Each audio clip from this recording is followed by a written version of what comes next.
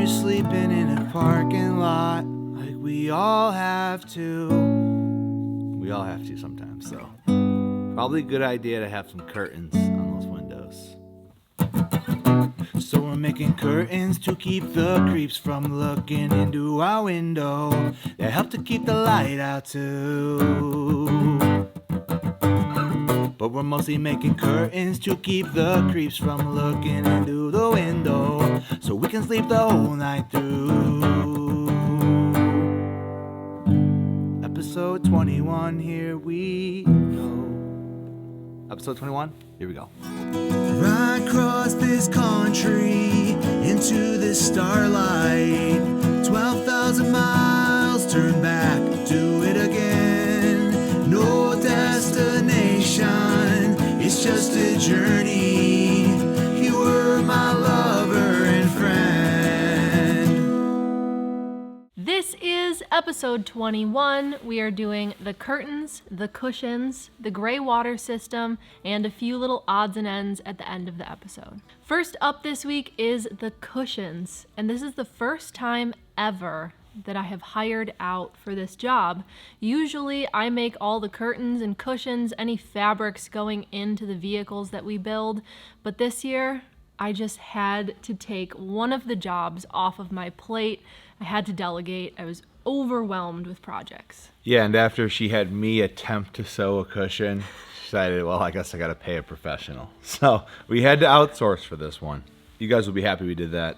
My sewing skills are not quite up to par. We have a great local seamstress in our area, so we gave her a call and she agreed to take on the job. But we had to bring her the cushion foam already cut to size, so she knew what size to sew the covers, and also the fabric that we wanted to use. We used the same exact upholstery foam that we have in our bus and that we put in the bus last year. This is Go-To foam, and it's a 4-inch upholstery foam. When we built our own bus in 2020, we wanted to save a little bit of money because upholstery foam can be expensive, so we decided to try using a mattress topper for the cushion foam. It was the same thickness, it looked the same to us, but we noticed how quickly that foam just gave up. Our cushions were like flat pancakes. It's worth it to just pay the extra little bit for that upholstery foam. Now for the Unicell, we made a few updates to that booth couch bed design that we include in all of our builds. And this year I made the top hinge upwards so that Drew could access all the power system underneath the booth ends. Really, really useful, but it does change how this piece of furniture is positioned within the Unicell. In order for the top to hinge upward, it needs space behind each booth end or against the wall for that top to hinge up. This means that the cushions were a slightly different size than in the previous builds. So we kind of had to measure that, figure it out. I cut all the pieces of foam to size, and I did a test fit to make sure that it looked good. We used the same upholstery fabric that we did in last year's bus. This fabric is really nice because it's durable. It's upholstery grade fabric, but it's a little bit on the lighter side, so it's actually easier to sew and easier to work with. And at this point, I was really excited because my work here was done. I had cut the foam, I had ordered the fabric, and all there was left to do was go drop it off. Today, I am taking the cushions over to the lady who will be making our cushion covers, our local seamstress. In the past, I have made the cushion covers, and this time, I just don't want to. We have so much going on. Oh, don't forget my coffee on top of the car. There it is. But yeah, in the past, I've made the cushion covers. I just have so much going on with this build. There's no reason that I need to spend 2 days making these cushion covers when someone who is way more experienced at it can do it so much quicker. So I'm still gonna make the curtains because they have little magnets in them, but we are handing off the cushions. And I have all of the cushions cut up and in bags right here. There's 7 cushions, and I cut the upholstery foam yesterday. so that I could bring her the fabric, the cushions already cut. She can just make the box cushion covers, and then we'll go pick them back up from her. Let's do it. Oh, my keys are still up here too. Wow. All right, let's go get these cushions delivered, and I will pop back in and bring you with me when we pick them back up in a few weeks. I can't wait to see what they look like. I'm really excited about this. The lady who made our cushion covers just called me and... Hi. Hi. What's up? I could ask you the same question. Nothing. Just trying to stay warm. The lady who made our cushion covers just called me and said that they're ready to be picked up. In the clip where I'm driving to drop them off, it's all nice and warm and there's leaves on the trees, and now it is cold. It's so cold here in New York. Yeah, I'm going back inside. So it's been a little while since we dropped them off, but we told her no rush because we weren't ready for them. But they're finally ready. I can't wait to see what they look like. I'm so excited to see how they look and see how she did on them. Let's do it. Let's go get them. Oh, Savannah, you found the trash. I got them. They are in trash bags, but... Oh, is it the cushions? Yeah. Oh, they look good. I don't want to get them dirty, so let's keep them in the bags. Let's get them inside. Okay, let's do it.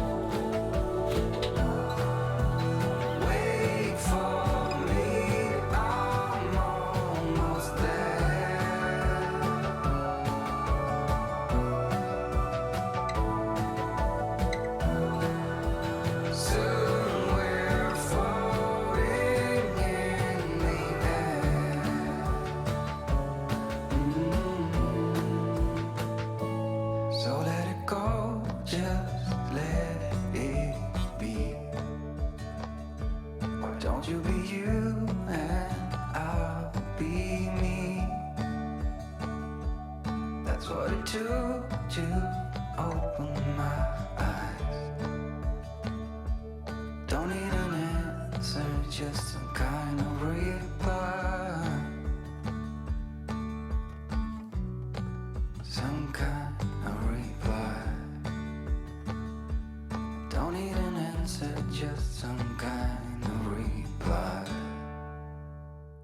The next step was making curtains. Since we installed magnets in the curtains to hold them together, we decided we would make these ourselves. This whole process of putting magnets in the hems of the curtains to keep them shut came from when we lived in our van, and I was really annoyed that the curtains would always work themselves open with the vibration of driving, and it was just really annoying to me because when it's light inside the van and it's dark outside, I really want my curtains to close. You're in unfamiliar areas, maybe a Walmart parking lot or a Cracker Barrel, and you just don't want people seeing inside of your house at night. So adding magnets to the hems of these curtains means that they just kind of hold themselves shut, and we really liked having it in our bus. In addition to the magnets, these curtains are blackout curtains. So the top layer, which is tan, is a really light linen. I actually really love this linen. It's soft and it's really easy to work with. And then the layer behind that is blackout fabric material, which is great because that linen is completely see-through. If I hold my hand up to it, you can just see straight through it. So the blackout fabric is really necessary. Also, we are sometimes sleeping in cities and parking lots, and having blackout curtains keeps out the street lights or the parking lot lights. It would be really annoying to sleep in those situations without blackout curtains. To make these curtains, I doubled up the linen and blackout fabric and cut both of them at the same time.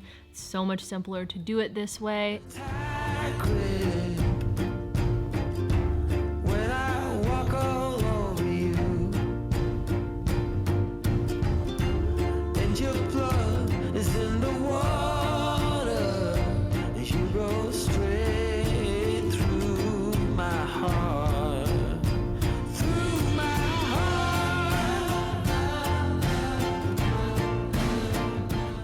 Then I folded in and pinned all of the hems on the edges of the curtains, and I measured out where the magnets would go and placed those in and pinned them so that when I was sewing the hem and I got to each magnet, I could kind of go around each one.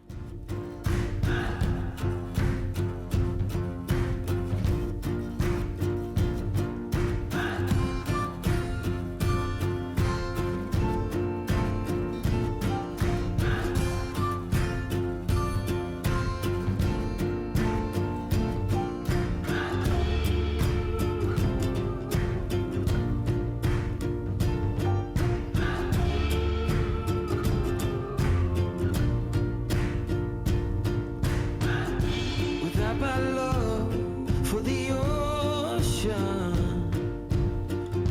I would be long gone by now. It's some kind of devotion that brings me down.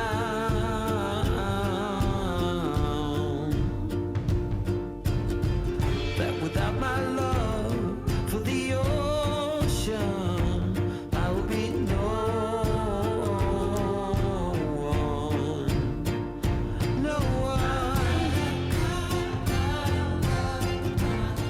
We had 12 curtains total, so this took a full day of sewing. I would go along each hem, and there's 3 magnets in each curtain on the opposite panels. So when I reached a magnet, I would rotate the curtain and sew a square right around the magnet. These are just tiny little refrigerator magnets, so it's pretty easy to do this.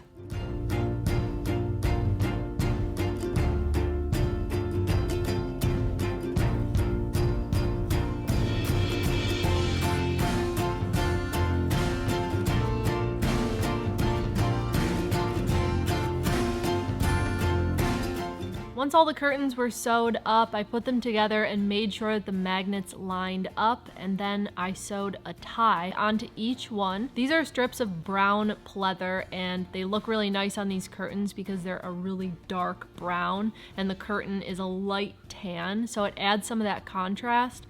And when you want to tie the curtains back, you don't have to look through a drawer for the tie. It's already sewed right to the curtain, so there's no risk of losing it. It's right there when you need it. for the ocean, I would be long gone by now. I guess my love is for the ocean, not for you. Now it was time to make our curtain rods. We cut these down from spare 1x3s, just some scrap wood that we had laying around.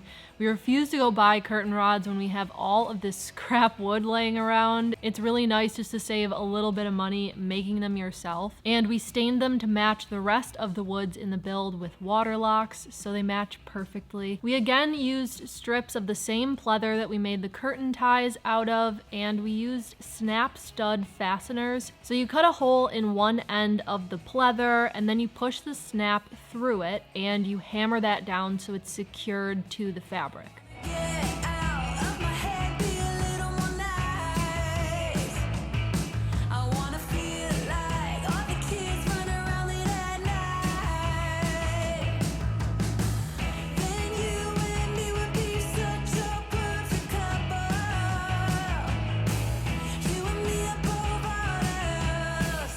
Hey, what do you say? On the other end, you cut another hole and you put the screw through that, secure it to the wall, and it has the other end of the snap on it. So now when you put the curtain rod up to the wall, wrap the pleather around the curtain rod, you can just snap it into the other end that's on the wall and it's secured. We like this method because then it's easy to get the curtain rod on and off. It's just a few snaps and the curtain will come completely off the wall. Now it's time to go around the Unicell and hang all the curtains. This is a really fun process after all that time spent making the curtains. It's just really rewarding to see them go up on the wall and have them fit the space perfectly. They're custom made to the dimensions of the windows and exactly how we want them to look.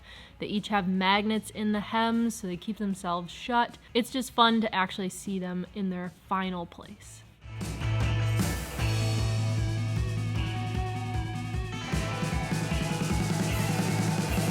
Gimme, gimme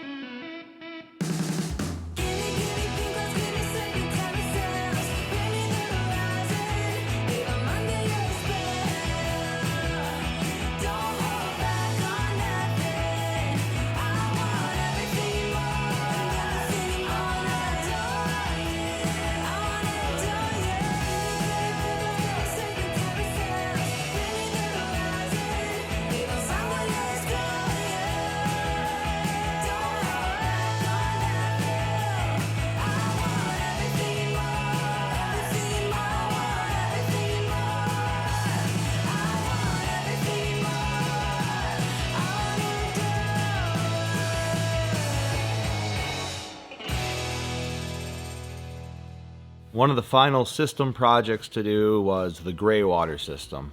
A little easier than the fresh side of the water system. We've done a few different arrangements of these in different builds. We've sort of found this is the best version for really being off-grid. Now in our gray water system, it's really two separate gray water systems. Oftentimes it'll be one system that goes to one large tank, but once again, being optimized for off-grid living, we like to split it up. So we have one gray system for the sink, which is where you're gonna use the most water, and we have one for the shower. First off with the sink, we have a nice simple underneath the sink 7-gallon tank that you can pull out by hand and dump anywhere. This is really nice because you don't always have to find a place to go connect and dump. Whether you're in a city or off-grid, it is much easier to take the tank out and just go dump it in the weeds or something. And as long as you're using biodegradable soap, there's nothing wrong with this practice. We ordered more of the rubber flooring that we used underneath the bed. We ended up really liking this rubber flooring, so we ordered another small piece of it to use underneath the sink. First, we laid down a few coats of Kills because, of course, it never hurts to try to prevent mold or mildew, especially in an area where there could be water, such as underneath the sink. When the Kills was dry, we cut a piece of that rubber mat and put it down in place. It looks really nice underneath the sink. It looks very finished, and now if some water is spilled, you can just wipe it right up. We had a little bit extra of this mat left over, so we decided to cut a piece and add it to the front overcab cabinet, just to kind of finish off that cabinet as well. So once the floor was in place and I had laid out all the PVC piping, it's time to cement the pipe. You want to get this right, because if you get it wrong, the pipe's pretty much useless and you have to start over. A nice tip for this is once everything's locked in to the way it needs to be, take a Sharpie and draw connecting lines or arrows between each spot where the pipe connects. So when you take it apart to put that PVC cement on there, you're not trying to remember which way was this oriented. You see the two lines, you connect them, you hold them in place. I've been gone, but haven't done much healing. It's pretty clear to me. Kinda strange how I can take a beat. Like I said, we have two separate gray systems, so that's the sink. We have a separate system for the shower. The shower, we simply put an undermount tank directly underneath the shower, under the vehicle. So we put a 10-gallon tank here. I'm looking for faith, looking for love in every direction. I'm looking for someone to show me the way when my map is torn up. Give me a light when my torch is blown out. Let me escape from my hideaway. I give up all of my little addictions, but I'm still stuck with some tough decisions, yeah. Now I'm up against the wall, and I'm looking for your attention.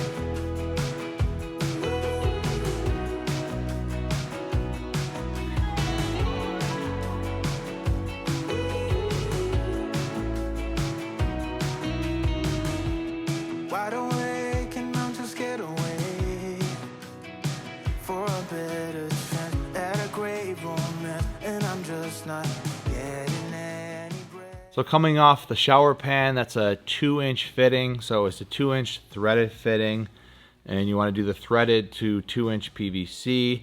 Have to step that down to 1.5 inch and then into a rubber P-trap. We want to use a rubber P-trap here because it's outside, so if it gets very cold, the water is sitting in there, that will crack. But with the rubber, it can expand and contract safely. And then from that, back up into the tank. And then on the other side of the tank, we went ahead and used the cam lock system again. We really liked this discovery last year that we made. It allows you to have a long hose that folds down to very small because it's a flat fire style fabric hose. Also, the cam locks just click on and off so easily. So on the bottom of the tank, there's a simple open and close valve to a cam lock. So you can push the cam lock from the hose side right in, click it down, put that hose in the drain or wherever, and let the water out. And when you're done, you roll that hose back up to a small hose. I mean, this is a 30-foot hose, but it comes down to like, you know, the size of a football or something. You can keep that stored a lot easier than a big bulky 3-inch plastic hose. And that's it for the gray water system. Pretty simple overall. Definitely more simple than the freshwater system. And we essentially have 2 independent gray water systems, one for the sink, one for the shower, and they're completely separate of each other. A small project that we had to finish up from a few weeks back was something to hold those back doors open. These are large doors. If the wind gets blowing, you don't want that thing flying and knocking you over, potentially hurting you. So we went with the same style of catch that we put on the Wildlands door. This is a stem and socket style. This worked out really well because we have main supports along the side of the bus. We just had to get a magnet out and remember exactly where those metal bars were. But once we figured that out, we knew we could buzz into those and have a really strong hold, which you're gonna need on a door that is big as this with as much weight as it has. But once we had installed it, it felt really secure, and I'm really happy with this. I think I like them better than the ones that latch in. There's like less room for error, I think. The last step to completely finish up these doors was to seal the windows that we added to the doors on the outside. No matter what window we're installing, if it's an RV window, a shuttle bus window, we always like to add the little bit of extra insurance and go around the outside of each window on that seam. We like to use Unicell ProFlex and we just tape it off, go around the edge, smooth it out. It really just blends into that window, and then you're not relying completely on the butyl tape that's in the seam of the window. This week we had another Kevin power-up. He welded up our inset planter box. We've included this in all of our kitchens because it's so nice to just have some plants right behind your faucet and your sink, add a little bit of life to your kitchen. And putting the planter box down into your counter instead of setting it on top of it means that you're saving some space, you're saving some height, and it just looks a lot better. This planter box actually has a lip on it that's holding it in place. So we set it down in, we did glue it a little bit underneath the lip and screwed it in. The very last thing this week was installing this small basket that goes underneath the counter. It's next to the knife block behind the oven. There's a little piece of counter that lifts up, and it's just a little extra storage. We usually put our onions in there, stuff like that. And this is just using an otherwise empty space for a little extra storage. Also, we put the propane line in some conduit just so there's no chance it could rub on that basket. It really shouldn't anyways, but it's always good to have that extra layer of protection on these type of things. That does it for episode 21. We only have one more episode of this series, but we have a few little surprises in store for that episode, a few things we're really excited to talk about. Thanks for being here with us as we are finishing up our Unicell journey. We'll see you next week. Later.